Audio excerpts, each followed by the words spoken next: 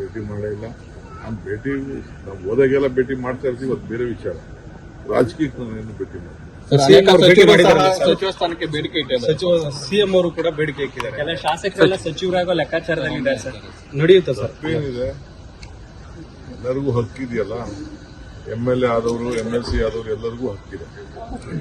ಎಷ್ಟೋ ಜನಕ್ಕೆ ಏನು ಆಗದೆ ಹೋದವ್ರನ್ನ ನಾಳೆ ಬೆಳಗ್ಗೆ ಮಿನಿಸ್ಟರ್ ಮಾಡೋಂಥ ಅವಕಾಶ ಹಿಂದೆ ಆಗಿಲ್ವಾ? MLA ಇಲ್ಲದೆ ಹೋದವ್ರನ್ನ, MLC ಇಲ್ಲದೆ ಹೋದವ್ರನ್ನ ಮಂತ್ರಿ ಮಾಡೋಷ್ಟು ಅವಕಾಶ ಮುಖ್ಯಮಂತ್ರಿಗಳಿರ್ತದೆ.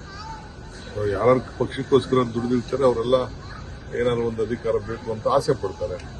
ಅವ್ರ ಆಸೆಗೆ ನಾವು ತಪ್ಪು ಅಂತ ಹೇಳಕ್ಕಾಗ್ತದ?